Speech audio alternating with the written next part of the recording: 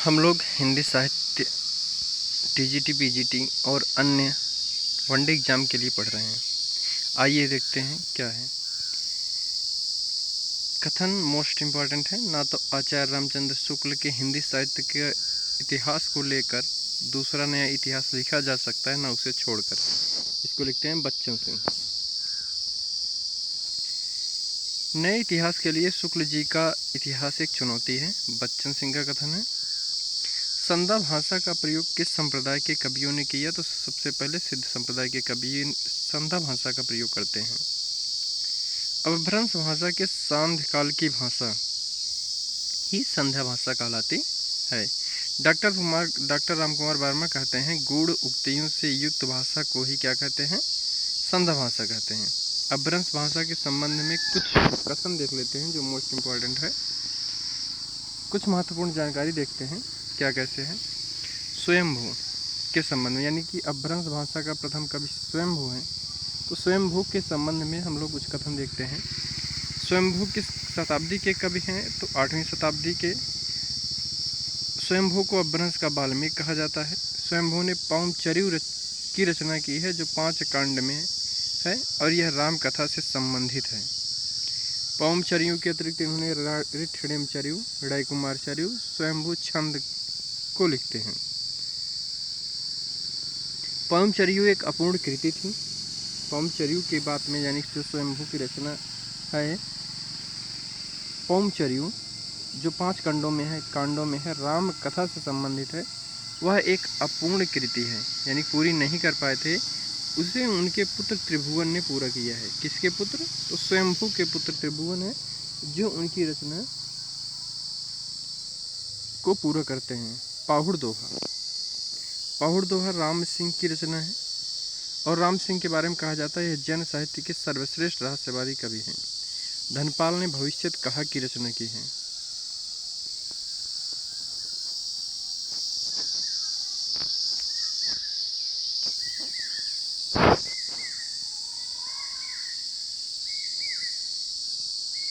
आचार्य रामचंद्र शुक्ल चंद्रप्रभा दाई को प्रथम महाकवि मानते हैं। अगर प्रथम महाकवि पूछा जाएगा किसके अनुसार, रामचंद्र शुक्ल के अनुसार, तो कौन हो जाएगा? चंद्रप्रभा दाई। बसंत विलास नामक काव्य ग्रंथ के प्रणेता हैं। बसंत विलास नामक काव्य ग्रंथ के प्रणेता हैं। इनमें 84 दोहों में वसंत ऋतु का स्त्रियों पर पड़ने वाले प्रभाव को दर्शाया गया है। किसमें? बसंत विलास में। नजराने हिंद कृत किसकी है? अबुल हसन की, जिन्हें कहा जाता है अमीर खुसरो। संदेश रासक अब्दुल रहमान की कृति है। अमीर खुसरो के विषय में आइए कुछ देखते हैं। अमीर खुसरो का जन्म एटा जिले के पटियाली नामक गांव में हुआ था। इनका नाम अबुल हसन यामुनुद्दीन अमीर खुसरो है। अब्दुल हसन का पूरा नाम क्या है? अमीर खुसरो का पूरा नाम क्या है? अबुल हसन यामुनुद्दीन अमीर खुसरो है। हिंदी साहित्य में नक्सिक वर्णन की अगर सबसे पहले पूछेंगे कृति कौन है, तो रोड़ा वेल की शिलांकृत कृति मिल जाएगी, राउल वेल। हिंदी साहित्य की प्रथम नक्सिक वर्णन कौन सी है? तो राउल वेल है। यह रोड़ा कवि की शिलांकृत कृति, यानी शिला पे लिखी गई कृति है। हिंदी साहित्य में नक्सिक वर्णन का प्रारंभ यहीं से होता है, राउल वेल से होता है। इसमें क्या है? तो इसमें कलचुरी राजवंश की किसी सामंत की 7 नायिकाओं, यानी कि इसमें 7 नायिकाओं के नक्सिक का वर्णन है।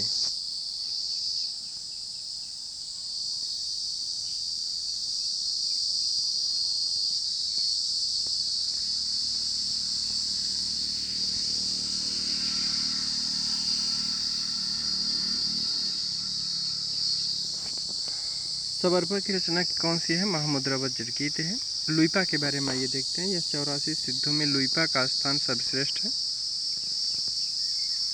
क्योंकि लुइपा की रचनाओं में रहस्यात्मक भावना सर्वश्रेष्ठ रूप से देखी जा सकती है। विवेक मार्तंड किस संप्रदाय का ग्रंथ है? तो यह गोरखनाथ की रचना है, नाथ संप्रदाय का ग्रंथ माना जाता है। विवेक मार्तंड किस संप्रदाय का ग्रंथ है? तो नाथ संप्रदाय का। किसने रचना की? गोरखनाथ। शालिभद्र सूर्य कृति है बुद्धिरास की। श्रावकाचार किसकी रचना है? तो देवसेन की रचना है। हिंदी की प्रथम रचना मानी जाती है कौन सी? श्रावकाचार। हिंदी की प्रथम रचना कौन सी मानी जाएगी? श्रावकाचार। श्रावकाचार को किसने लिखा? देवसेन ने। हिंदी का प्रथम कवि कौन है? सराफा है। सराफा की रचना दोहा कोश। दोहा कोश किसकी रचना है? तो सराफा की। यह फुटकल दोहों का संग्रह है, इसीलिए इसे हिंदी की प्रथम रचना नहीं मानी जाती है। हिंदी के प्रथम कवि तो सराफा माने जाते हैं, लेकिन इनकी रचना जो दोहा कोश है, इन्हें पहली क्या कहते हैं, पुस्तक नहीं मानी जाती है, पहली रचना नहीं मानी जाती है। तो पहली रचना किससे मानी जाती है? श्रावकाचार, देवसेन के द्वारा रची गई पुस्तक श्रावकाचार को हिंदी की प्रथम रचना मानी जाती है। शालिभद्र सूरी। शालिभद्र सूरी या भरतेश्वर बाहुबली रास की रचना है। रास परंपरा का इसे प्रथम ग्रंथ माना जाता है, बुद्धिरास भी कहते हैं। इतिहास ग्रंथ के बारे में थोड़ा ये पढ़ते हैं। इतिहास ग्रंथ मिश्रबंध विनोद यह 3 भागों में है, 1913 में प्रकाशित होती है। चौथा भाग इसका 1934 में प्रकाशित होती है। मिश्रबंध में 3 भाई आते हैं, गणेश बिहारी मिश्र, श्याम बिहारी मिश्र, सुखदेव बिहारी मिश्र। इसे गणेश श्याम सुखदेव शार्ट ट्रिक में कहते हैं। आचार्य रामचंद्र शुक्ल पृथ्वीराज रासो को प्रथम महाकाव्य मानते हैं। कौन? तो आचार्य रामचंद्र शुक्ल पृथ्वीराज रासो को प्रथम महाकाव्य मानते हैं और चंद्रवर दाई को प्रथम महाकवि भी कहते हैं। कौन? रामचंद्र शुक्ल।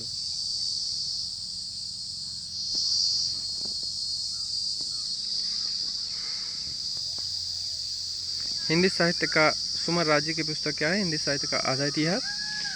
साहित्य इतिहास, संरचना और स्वरूप सुमर राज्य का है। हिंदी साहित्य का वैज्ञानिक इतिहास गणपत चंद्रगुप्त की रचना है, 1965 में लिखते हैं। अच्छा, वैज्ञानिक इतिहास नाम देने के पीछे इनका क्या तथ्य है? तो तथ्यों को पूरी तरह जांच करके ही रखते हैं, इसलिए इन्होंने इसका नाम वैज्ञानिक इतिहास रखा है। हिंदी साहित्य का अतीत जो पुस्तक है यह 2 भागों में प्रकाशित है, विश्वनाथ प्रसाद मिश्र की रचना है। हिंदी साहित्य का इतिहास दर्शन 2 भागों में है, नलिन बिलोचन शर्मा इसको लिखते हैं। रामचंद्र शुक्ल ने पुरानी हिंदी का प्रथम कवि किसे माना है? तो राजा मुंज को माना है। रामचंद्र शुक्ल, चंद्र शर्मा गुलेरी पुरानी हिंदी का प्रथम कवि किसे माना है? तो राजा मुंज को माना है।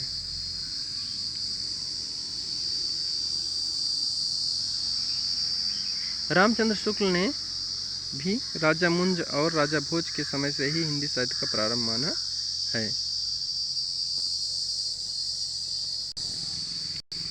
आचार्य रामचंद्र शुक्ल ने भी राजा मुंज और राजा भोज के समय से हिंदी साहित्य का प्रारंभ मानते हैं। आदिकाल का नामकरण देखते हैं, तो आदिकाल को वीर काल किसने कहा? विश्वनाथ प्रसाद मिश्र। आदिकाल को वीर गाथा काल किसने कहा? तो रामचंद्र शुक्ल। बीजवपन काल कहते हैं महावीर प्रसाद द्विवेदी। चारण काल इसे कहते हैं ग्रियर्सन। संधि काल व चारण काल कहते हैं रामकुमार वर्मा। सिद्ध सामंत काल कहते हैं राहुल सांस्कृत्यायन। संक्रमण काल कहते हैं रामखिलावन पांडे। अभ्रंश काल कहते हैं धीरेन्द्र वर्मा।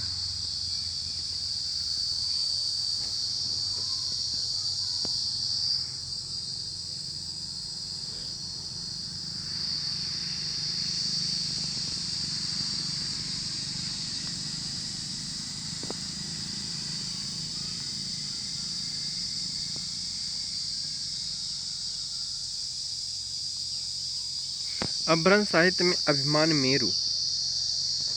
मेरु के नाम से कौन प्रसिद्ध है? तो पुष्पतंत्र। इनका समय 10वीं शताब्दी है।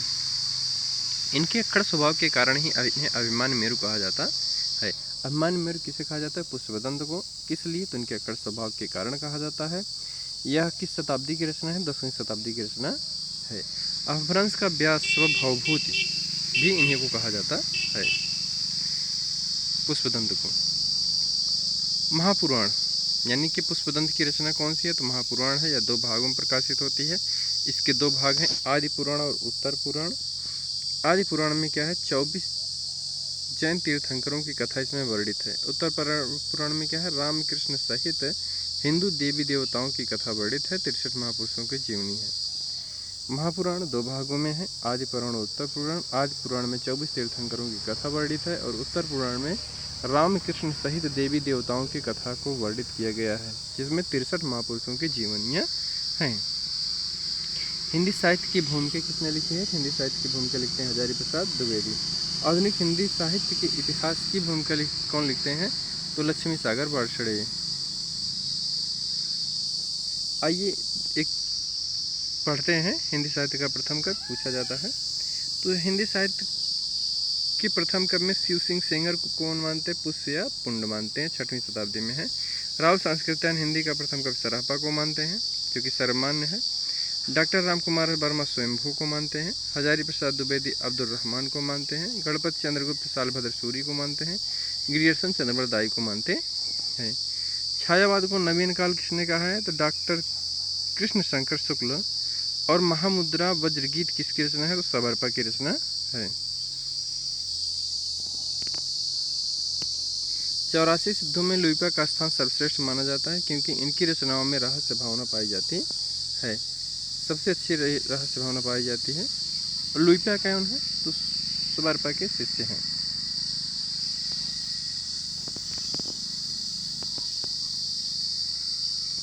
इसी के साथ आज का क्लास समाप्त करते हैं। उम्मीद है कि ये वीडियो आपको ज़्यादा से ज़्यादा पसंद आएगी। आप लोग इसे लाइक करोगे, शेयर करोगे, सब्सक्राइब करोगे। जय हिंद, जय भारत।